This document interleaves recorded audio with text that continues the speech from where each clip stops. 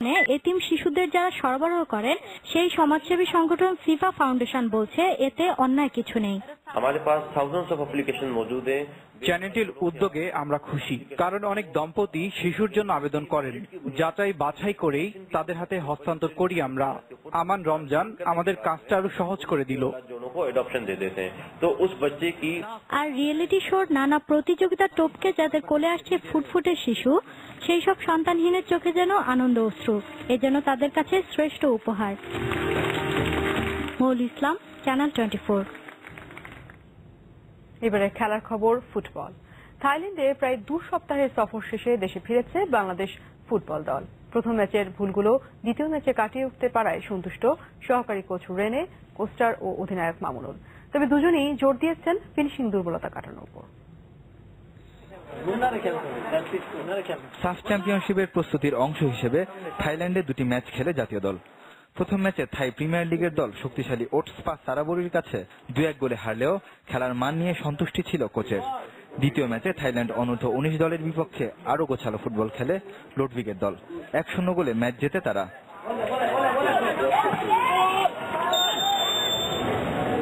এমন একটি সফর শেষে দেশে ফিরে তাই বেশ হাসি খুশি মামুনুল এমিনলিদা। কোচ লোডভিগ নেদারল্যান্ডসে ফিরলেও দলের সঙ্গে ঢাকায় ফেরা তার সহকারী রেনে কোস্টার বলছেন, দ্বিতীয় ম্যাচে অপেক্ষাকৃত ভালো খেলেছে ফুটবলাররা। সফরটা দারুণ ছিল, খেলোয়াড়দের বোঝাপড়া অনেক বেড়েছে দ্বিতীয় ম্যাচে, সেটা লক্ষ্য করেছি। সব মিলিয়ে ছেলেরা ভালো করেছে। জাতীয় দলের অধিনায়ক মিডফিল্ডার মামুনুলের মতে সাফে সাফল্য পেতে আরো উন্নতি দরকার। সেক্ষেত্রে ফিনিশিং এ আরো ভালো করতে হবে, বাড়তি দায়িত্ব নিতে হবে মিডফিল্ডারদের। আমাদের মিস হয়েছে হলো মিডফিল্ডার থেকে, যেমন তগলিস মিডফিল্ড থেকে খেলছে, তগলিস মিস করছে, ওয়াহিদ মিস করছে। অ্যাটাকিং সাইড না, আসলে ফিনিশিংটা পারফেক্ট হয় নাই। আর 2 ম্যাচে 2 গোল করা স্ট্রাইকার শাখাওয়াত হোসেন রনির মতে সাফে সাফল্য পাওয়ার রাস্তায় ভালোভাবেই আছে বাংলাদেশ। লাস্ট ম্যাচটা আমরা যেভাবে এফোর্ট দিয়ে খেলছি, সাফে যদি খেলতে পারি ইনশাআল্লাহ আমরা বেটার কিছু করতে পারবো। এরপর 13 আগস্ট থেকে ঢাকায় পাকিস্তানের বিপক্ষে 2টি প্রস্তুতি ম্যাচ খেলার কথা বাংলাদেশের। এজন্য শুধু ঈদের দিন ছাড়া কোনো ছুটি পাচ্ছেন না ফুটবলাররা।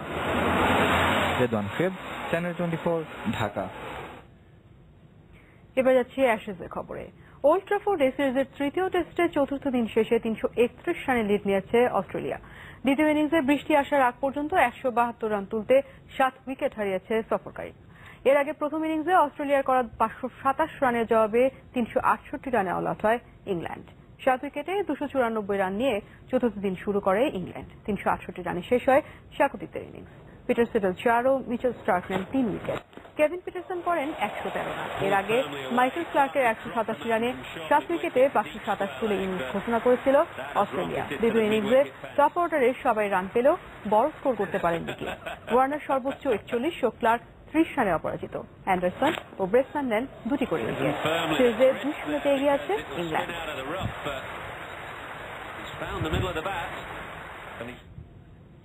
এবারে শ্রীলঙ্কা দক্ষিণ আফ্রিকা সিরিজের খবর। 3 ম্যাচ টি20 সিরিজের দ্বিতীয়টিতে শ্রীলঙ্কাকে 22 রানে হারিয়েছে দক্ষিণ আফ্রিকা। আর তাতে 1 ম্যাচ হাতে রেখে 2-0 সিরিজ জিতে নিয়েছে সফরকারীরা। তাদের 6 উইকেটে করা 145 রানের জবাবে 7 উইকেটে 123 রানে থামে স্বাগতিকদের ইনিংস। শ্রীলঙ্কার বিপক্ষে টস জিতে ব্যাট করতে নেমে নিয়মিত বিরতিতে উইকেট হারায় প্রোটিয়ারা। তারপরও ডেভিড মিলারের 36 ও জেপি ডুমিনির 30 রানে 145 রানের পুঁজি করে সফরকারীরা। কুলাসেকারো ও সেনানায়কে নেন 2টি করে উইকেট। জবাবে আবারও সাঙ্গাকারা ছাড়া আর কেউই দাঁড়াতে পারেনি, বিপর্যয়ে পড়ে যায় শ্রীলঙ্কা। সাঙ্গাকারা করেন 39 রান। সোৎসবে ও মর্কেল 2টি করে উইকেট নেন।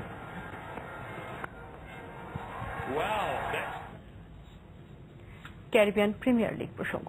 সাকিব আল হাসানের অসাধারণ বোলিংয়ে ত্রিনিদাদ অ্যান্ড টোবাগো রেড স্টিলকে 4 উইকেটে হারিয়ে টানা তৃতীয় জয় পেয়েছে বার্বাডোস টাইটান্স।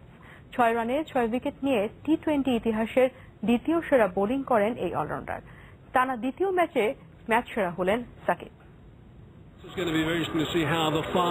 ক্যারিবিয়ান সাগরের ঠিক পাশেই ব্রিজটাউনের কেনসিংটন ওভাল।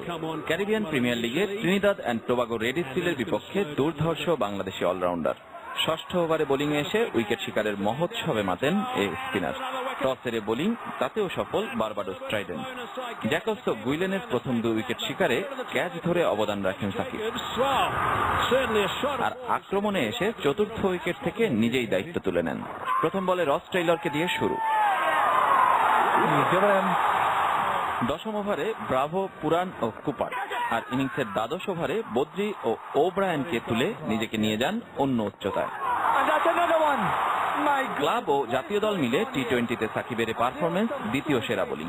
6 উইকেট নিয়েছেন 15 জন, তবে সবচেয়ে কম রান দেওয়ার বিচারে সবার উপরে সমারসেটের এভি সুপ্পিয়া, এরপরই আছেন সাকিব, আর পরের স্থানগুলোতে আছেন লাসিথ মালিঙ্গা, অজন্তা মেন্ডিস ও সোহেল তানভীর। দারুণ বোলিং এর সঙ্গে ভাগ্যের সহায়তার কথাও সাকিবের মুখে। What did you do differently tonight? Wicket helped a bit. The main thing was I was bowling in a good area. Wicket অসাধারণ ছিল, আমিও সঠিক জায়গায় বল ফেলার চেষ্টা করেছি। তবে নিজেকে ভাগ্যবান বলতে হবে, কারণ ভালো বল করার পরও আপনি প্রতিদিন 6 উইকেট পাবেন না। Get 6 wickets every day in T20 cricket. মাত্র 12.5 ওভারে 52 রানে অল আউট ত্রিনিদাদ। সেই রান টপকে যেতে কি কষ্টই না করতে হয়েছে বার্বাডোসকে। 2 ইনিংস মিলে 20 ওভার স্থায়ী ম্যাচে রান হয়েছে মাত্র 105, অথচ এই মাঠে টুর্নামেন্টের উদ্বোধনী ম্যাচে রান হয়েছিল 300। রেজওয়ানুজ্জামান, চ্যানেল 24। এই সাথে শেষ খবর নিউজ 24। তবে যাবার আগে শিরোনামগুলো আরেকবার। রাজধানীতে আরো একটি ফ্লাইওভার উদ্বোধন। প্রধানমন্ত্রী বললেন, উন্নয়ন অব্যাহত রাখতে দরকার ক্ষমতার ধারাবাহিকতা। নতুন ভাবে দুর্নীতির নতুন কোন পদ্ধতি আবিষ্কার করে দেশ চালাবেন। দুর্নীতির কারণেই পতন হবে সরকারের, ফল হবে না কৌশল অপপ্রচারে, মন্তব্য বিএনপি নেতাদের। আগাম টিকিটের রাজধানী ছাড়ছে মানুষ, বাস টার্মিনালে ভিড় না থাকায় হতাশ পরিবহন ব্যবসায়ীরা।